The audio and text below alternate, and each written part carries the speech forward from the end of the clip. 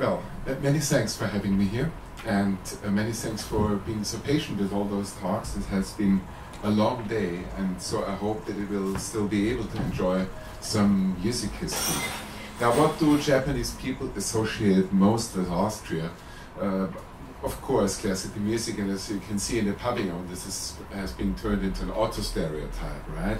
Austria presents itself as a country of music.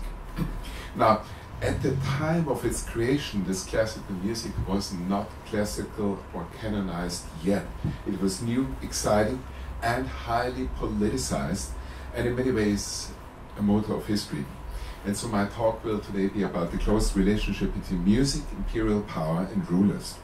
And the main thesis is that music helped to build, preserve, and integrate an empire which was a long time considered to be doomed. So I will take you to a 20-minute ride through all major wars and existential threats the Habsburg Empire was facing in the long 19th century, so basically from around 1780 until the end of the First World War. Here you see the map on the upper left. So this is basically still showing the old inner and outer empire before the French Revolution. So the Habsburg dynasty ruled over its hereditary crown lands, here in blue, and at the same time over the Holy Roman Empire of the German nation. Now, this weak central authority, but still there were emperors there for a very long time. On the right side, you see that larger map. This is how the Napoleonic onslaught changed Europe. Basically, the result of the Napoleonic Wars was that the Habsburgs were driven out of, was to become Germany of the German lands, and so they kind of had to relocate further southeast, and this was then actually the Austrian Empire. But again, that got under pressure because of Napoleon. In 1797, the French army got very close to Vienna for the first time, and there was an acute threat, and that the unimaginable would happen, that Vienna, which withstood 2 times the Ottoman siege, might be conquered. Now, immediately you find not just a political response, a big army being raised and all that, but a musical response. Joseph Haydn, the big star of European music life, London and elsewhere, in the late 18th century, composed the Kaiserlied, and so we can listen to that now. Now, what you will listen to is a special recording. It was sung by Dietrich Fischer-Dieskau, and I'm spelling out the name slowly because he was born exactly 100 years ago, and I think he was the singer of the 20th century. Yeah.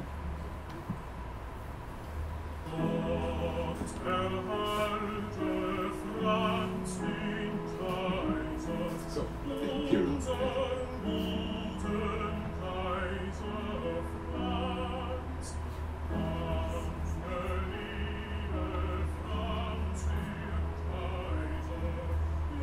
So, it goes on, but he sung it with a lot of, emotion, interesting, still at the 20th century, in the 1950s.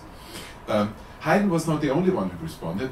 Much less known, Beethoven, still quite young, composed then a Kriegslied der Österreicher, so a war song of the Austrians, and that by itself was very significant because he then called the Austrians, he put them together as a nation which they hadn't been before. And so this was an attempt actually, and a successful attempt to a degree of nation building. Now, Beethoven remained the preeminent composer in the subsequent early 19th century. In 1805, the Habsburg Empire suffered a terrible defeat. The French now did conquer Vienna, and Napoleon even dared to reside in Schönbrunn. So this was a terrible humiliation. And then 2 years after, Jérôme Napoleon, his younger brother, who was the king of the so-called Kingdom of Westphalia, he then even offered Beethoven a job to become his court composer in Kassel. Not so attractive, but still. So there was this threat that, first you lose the war, and then you lose the most preeminent composer whom you still have. This provoked another powerful response. Archduke Rudolf, the younger brother of Emperor Francis, Prince Lobkowitz and another Prince Kinsky, they collected money and they guaranteed Beethoven, what you see here, an annual contract which paid 4,000 guilders. Now, in today's money, that would be more than 100,000 euros. So a very substantial income. And the only condition he had was, please stay in Austria. That was it. Which he did. And then served the empire very well. That is why I call him a state composer. Now, we move to cultural institutions. Since Baroque times, the Austrian Empire the Habsburg Empire was very strong in staging imperial power. You had it on all levels, architecture, paintings, and so on. But above all, music, opera, but also concert music. And I'll explain in a little while this the theater which you see here on this slide. But I have to interrupt with another defeat. So yet another one. Vienna was conquered a second time in 1809, and again Napoleon marching into the city. And then 2 years later, the Austrian Empire had to declare state bankruptcy. Something you would rather know from Greece in Europe or Argentina in Latin America, but well, they were bankrupt. And how did they react? Let's build a new theater. So they scrapped together the money and built it not in Vienna, which as I said was conquered, but constructed it in Pest, so a part of what later was to become the Hungarian capital, Budapest. It was very expensive, but what was behind this? Why do you basically waste, if you see, the money for a theater? It was an attempt to rebuild the empire from the periphery. Hungary had hardly been invaded, hardly been destroyed, so it made sense to build something there. Now, this theater building offered more than 3,000 places. So at the time, it was actually the largest theater of the Habsburg Empire, larger than the ones in Vienna, only comparable to La Scala in Milan. When you build a building like that, you have to fill it with culture. And so inaugural plays were commissioned, first to the conservative writer August von Kotzebue. But as you can see on the title pages here, the main player was actually Beethoven, because he composed music to those plays. So there were something like a form of, you can say, not a music theater, not an opera, but musical theater. On the left side you see the ruins of Athens. What was it about? It was about chasing out the Ottomans from Greece, the bad occupiers. Of course, who was meant? It was an illusion. The census intervened.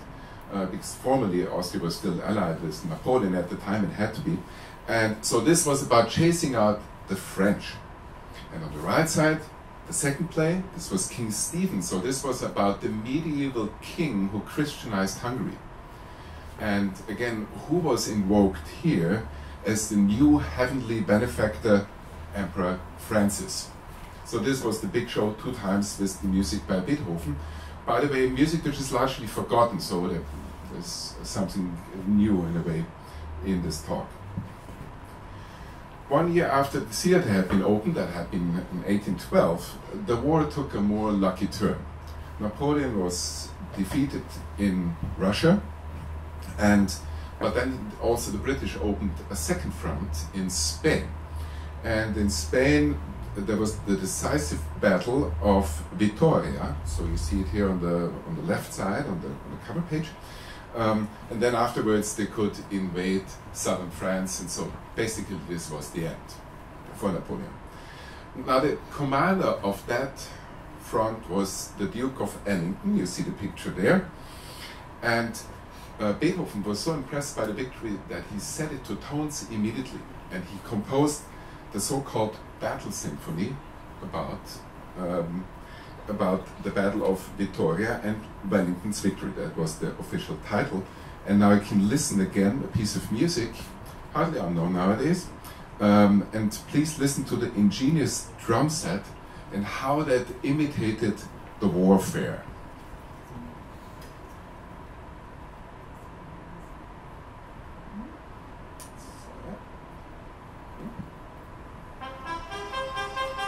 This is not quite the beginning, but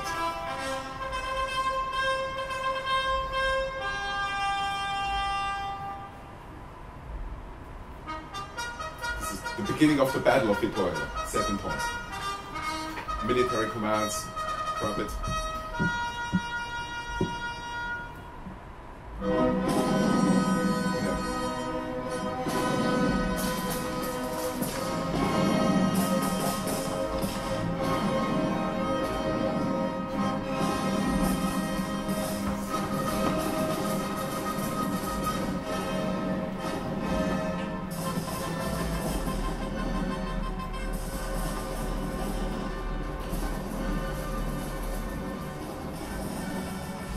So this goes on. So this was just made out of drums, a musical innovation at the time, by the way. Now, today this piece is mostly forgotten or disliked by musicologists and considered a minor work, but actually at the time, in the early 19th century, this was Beethoven's most popular work. And it did have a strong impact on the audiences, probably stronger than you, because they had to listen to that 20 minutes. So people were shouting, immediately reacting. Some fainted when it was staged initially in Vienna. However, the imperial elites who were present at the original staging in the Alte Universitätsaula, the old university aula in Vienna, they were reinvigorized. Okay, let's beat the French, and that's what they did. And they marched over the Rhine, invaded France, and eventually conquered Paris. Now, not only the army was celebrated, but also Beethoven. He was the hero for his music of war and victory. With this, I will close this first chapter on the Napoleonic Wars. Now comes the next existential threat, the revolutions of 1848-49. This was, of course, mostly an internal crisis, in a way imported from France. But anyway, what you see here on this map is all the uprisings over the empire. Italy, Prague, Vienna, Pest, then Lviv in today's Ukraine. And it really looked badly, right? The whole empire up in flames. But then Count Radetzky turned the wave. In July 1848, he celebrated a huge victory near Milan, at Custozza. And then the revolution was basically crushed step by step. Why was he so legendary? Because Radetzky had already been one of the commanders in 1813 in the Battle of Leipzig and so on. This was the military side of all that. But there was also a rescue through marches and waltzes. Vienna did have its own revolution. First the liberal one, the March of 48, with which Strauss' father, Johann Strauss' father, whom you see here, senior, initially sympathized. So the King of the Waltz actually wrote quite a few pieces in favor of the liberal revolution.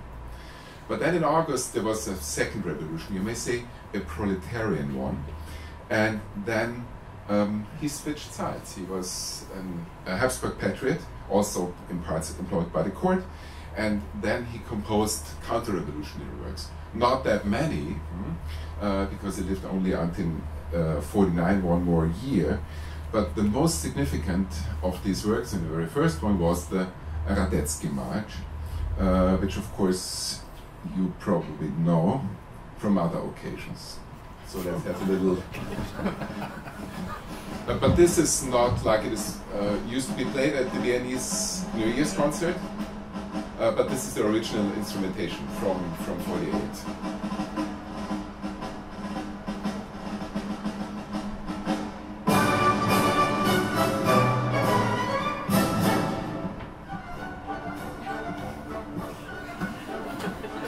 This is what happens all the time.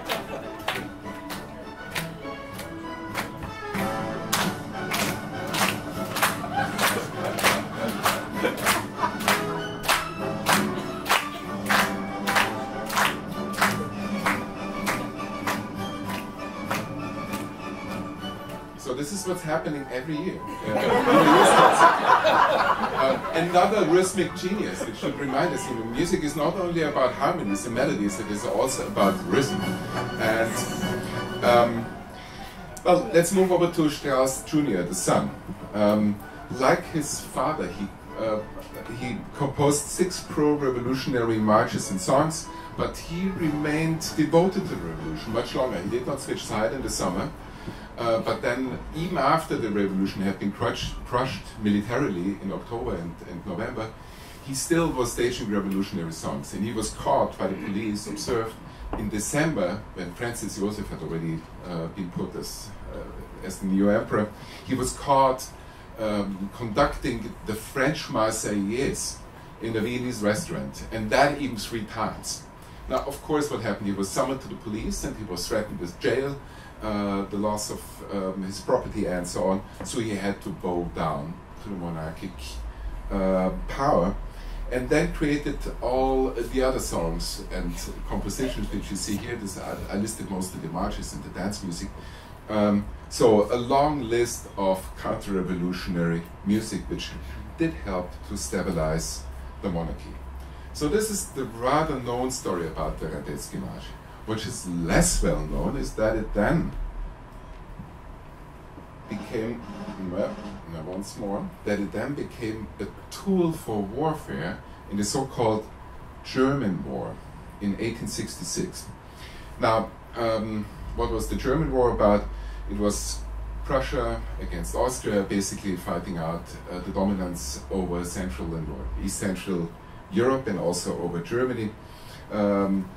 Maybe some of you know the outcome, but the beginning was slightly different.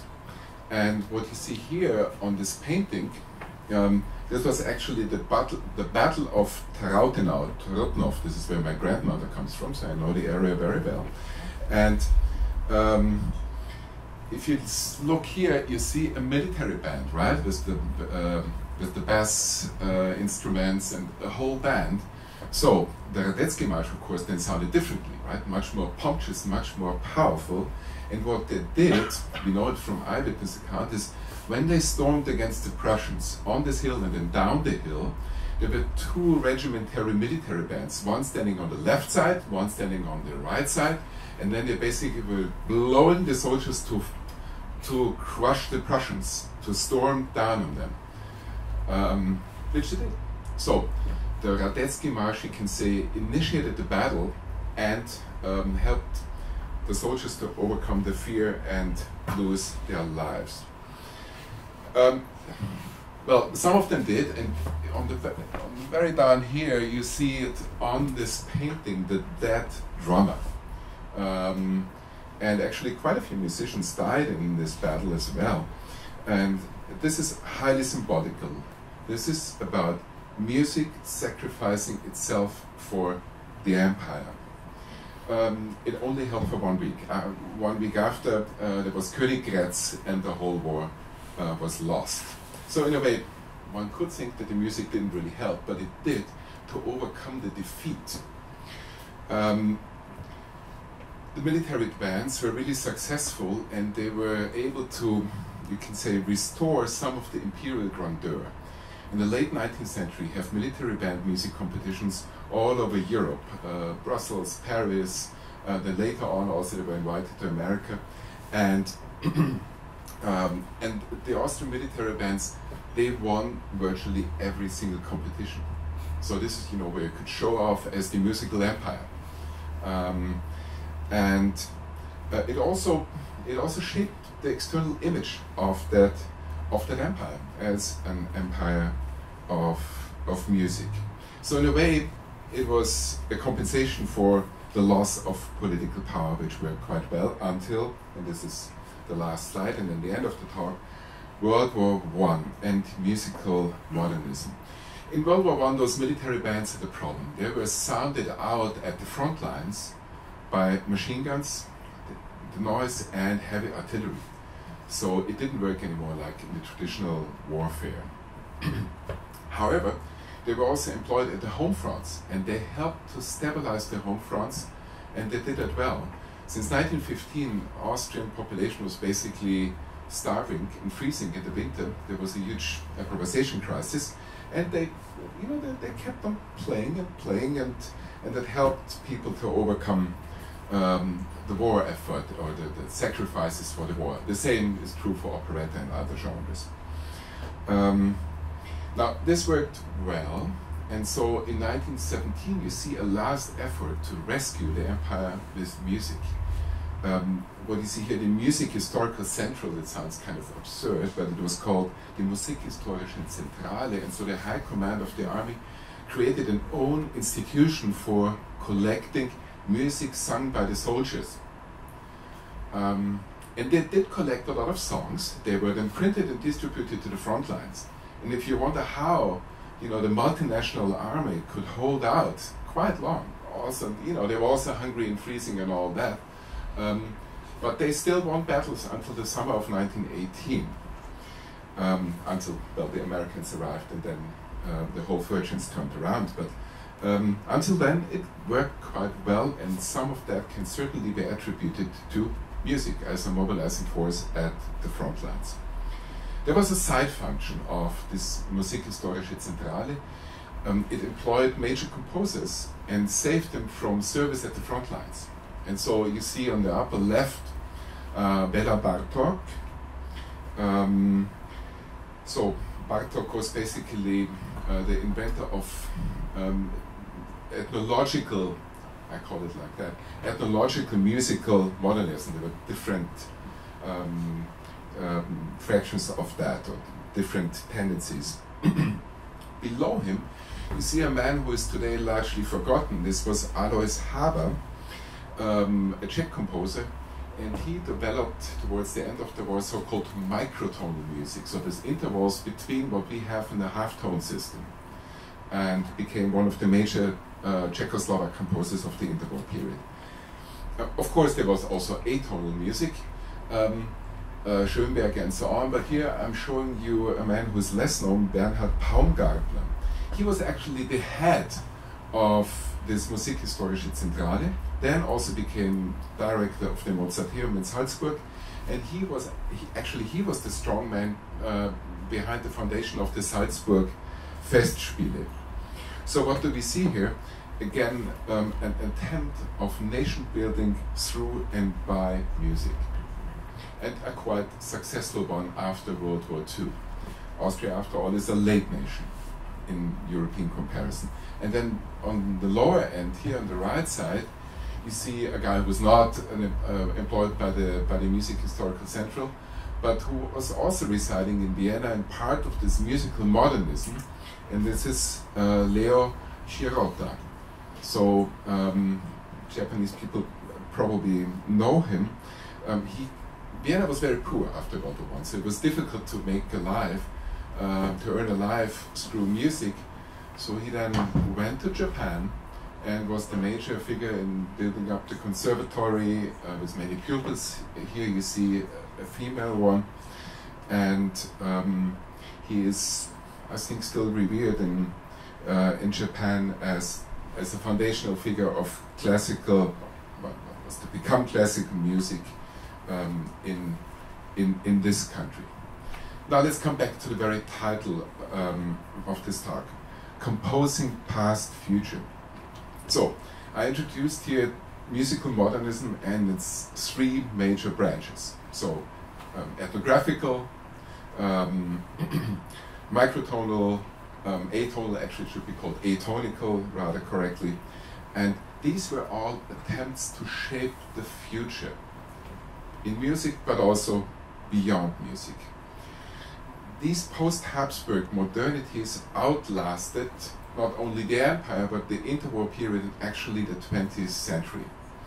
And now some variants like the microtonal I liked a lot, and actually in the Middle East it was liked a lot. Today they're mostly forgotten, but that also means that they can be rediscovered. There's so much which you can find in archives and sometimes even old recordings. This musical modernism then stood at the heart of the attempts of post-war nation building. And actually you have parallel attempts to build musical nations, above all in Czechoslovakia, but also in Austria, and to a degree in Hungary, so it was more of a failure there. And what was this about, this musical nation building? It went beyond ethnic nationalism, then later on beyond fascism, and it was an attempt to build cultured, in Western languages, civilized, tolerant nations. So this is the lasting legacy of the sound of Habsburg. Arigato.